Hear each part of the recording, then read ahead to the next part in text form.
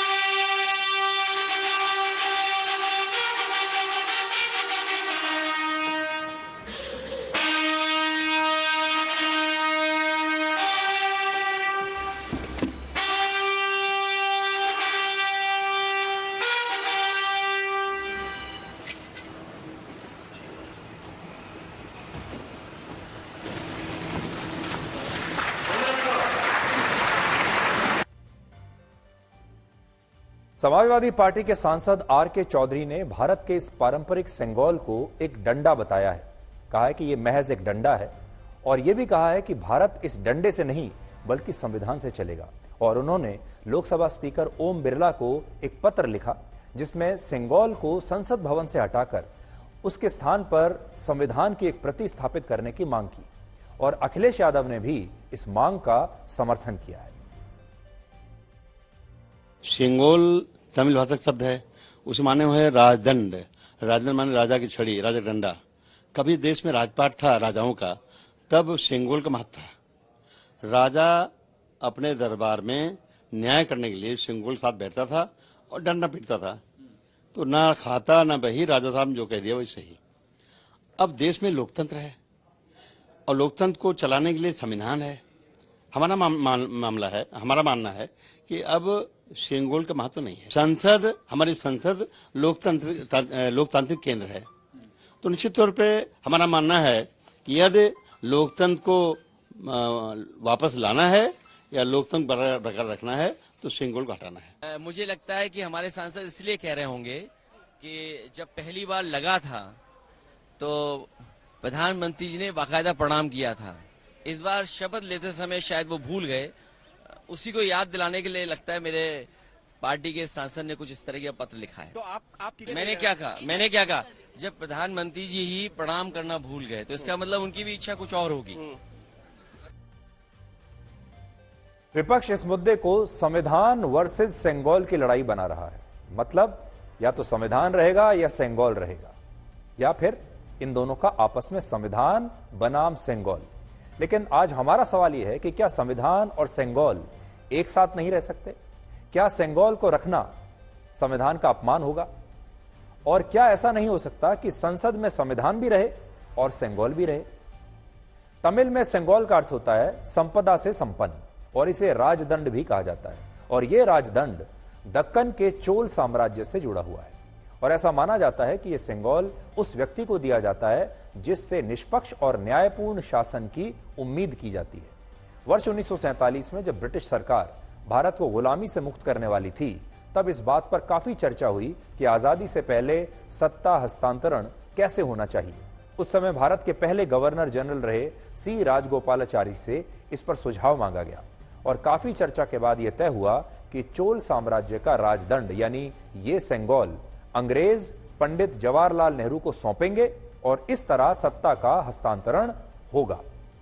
कायदे से इसके बाद इस राजदंड को संसद में सुशोभित होना चाहिए था, लेकिन ऐसा नहीं हुआ और बाद में इसे इलाहाबाद संग्रहालय में रख दिया गया। लेकिन वर्ष 2022 में भारत सरकार इस राजदंड को इलाहाबाद के संग्रहालय से दिल्ली लेकर आ गई और पिछले साल प्रधानमंत्री मोदी ने नए संसद भवन के उद्घाटन के बाद तमिल विद्वानों और महंतों की मौजूदगी में इसे संसद भवन में स्थापित करवाया और इसे साष्टांग दंडवत प्रणाम भी तब उन्होंने किया था। तस्वीरें आप देख रहे हैं और उस समय भी इस पर बड़ी राजनीति हुई थी और आज भी वही हो रहा है, जबकि सच्चाई यह है कि पंडित जवाहरलाल नेहरू ने इसी राजदंड को लेकर अंग्रेजों से सत्ता का हस्तांतरण कराया था। लेकिन विपक्ष ने इसे अब संविधान वर्सेस सेंगोल की लड़ाई बना दिया है और इसका कारण यह है कि हमारे देश में हिंदू प्रतीकों और हिंदू परंपराओं का विरोध करने को असली धर्मनिरपेक्षता माना जाता है। किसी भी पार्टी को, किसी भी नेता को अगर यह साबित करना है कि वो असली में वाकई धर्मनिरपेक्ष है और उसे अल्पसंख्यक लोगों को अपनी तरफ खींचना है, तो उसका सबसे आसान तरीका यह होता है कि किसी भी हिंदू देवी देवता या हिंदू संस्कृति या हिंदुओं से को लेकर कोई भी अगर ऐसी मान्यता है तो उसके बारे में कोई अपशब्द या उसका अपमान कर दिया जाए। वरना आप खुद सोचिए, सेंगोल को संसद से हटाने के लिए तो विपक्षी दल लोकसभा स्पीकर को चिट्ठी लिख रहे हैं, मांग कर रहे हैं, क्योंकि उन्हें लगता है कि इससे संविधान खतरे में आ जाएगा। लेकिन वो इसी संसद में जय फिलिस्तीन का नारा लगाने के लिए असदुद्दीन ओवैसी के खिलाफ कोई चिट्ठी नहीं लिख रहे। क्या इस पर उन्हें कोई आपत्ति नहीं थी? आज राष्ट्रपति द्रौपदी मुर्मू ने 52 मिनट का भाषण दिया जिसमें 3 खास बातें थीं। पहली बात उन्होंने कही कि हाल ही में नीट और उसके जैसी कुछ परीक्षाओं के क्वेश्चन पेपर लीक हुए और इन मामलों में सरकार दोषियों को कड़ी सजा दिलाने के लिए प्रतिबद्ध है। तो ये एक खास बात आज मानी जाएगी कि आज राष्ट्रपति के अभिभाषण में नीट की परीक्षा को स्थान मिला, नीट की परीक्षा को जगह दी गई। इसका मतलब यह है कि जो छात्र जितना विरोध प्रदर्शन कर रहे हैं, विपक्ष ने भी जितना मुद्दा इसे उठाया है, सरकार इसे लेकर अब गंभीर हुई। दूसरा, इस अभिभाषण में राष्ट्रपति ने इमरजेंसी का जिक्र किया और कहा कि इंदिरा गांधी द्वारा लगाई गई इमरजेंसी पर हुए हमले का सीधा सबूत है। और तीसरा, राष्ट्रपति द्रौपदी मुर्मू ने अपने अभिभाषण में मणिपुर का नाम नहीं लिया, लेकिन यह कहा कि केंद्र सरकार उत्तर पूर्वी राज्यों में शांति स्थापित करने के लिए काम कर रही है। हाल ही में कुछ परीक्षाओं में हुई पेपर लीक की घटनाओं की निष्पक्ष जांच और दोषियों को कड़ी से कड़ी सजा दिलवाने के लिए मेरी सरकार प्रतिबद्ध है। हमारे इससे पहले भी 25 जून 1975 को लागू हुआ आपातकाल संविधान पर सीधे हमले का सबसे बड़ा और काला अध्याय था।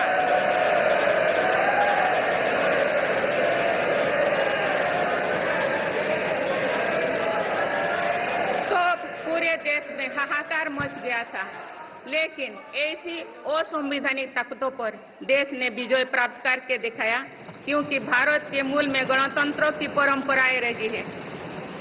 मेरी सरकार नॉर्थ ईस्ट में स्थायी शांति के लिए निरंतर काम कर रही है।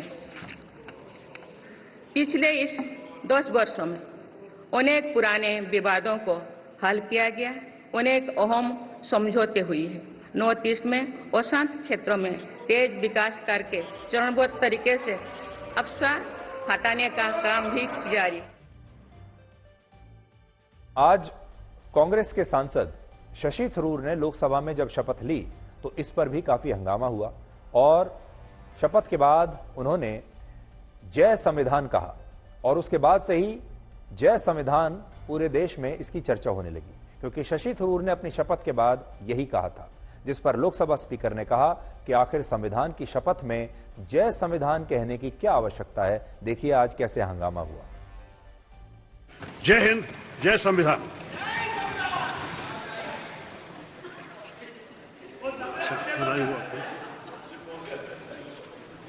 संविधान की शपथ तो ले ही रहे हैं, ये संविधान की शपथ है।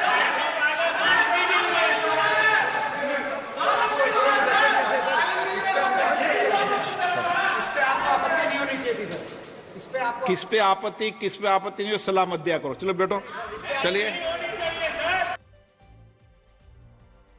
तो कांग्रेस के नेता दीपेंद्र हुड्डा ने इस पर बीच में अपनी बात कहने की कोशिश की और उन्होंने इस घटना का वीडियो सोशल मीडिया पर पोस्ट किया और पूछा कि क्या अब देश की संसद में जय संविधान बोलना भी गलत हो गया। दीपेंद्र हुड्डा चौथी बार लोकसभा के सांसद बने हैं, एक बार राज्यसभा के सांसद भी रह चुके हैं, जबकि लोकसभा स्पीकर ओम बिरला इस बार तीसरी बार सांसद चुने गए हैं। हालांकि संवैधानिक पद होने की वजह से वो ओहदे में दीपेंद्र हुड्डा से बड़े हैं, लेकिन बहुत सारे लोगों को इस पर आपत्ति हो रही है कि जिस तरीके से स्पीकर ने आज दीपेंद्र हुड्डा जैसे एक वरिष्ठ सांसद को जिस तरीके से चुप रहने के लिए कहा, जिस अंदाज में उन्हें टोका, वो सही नहीं था।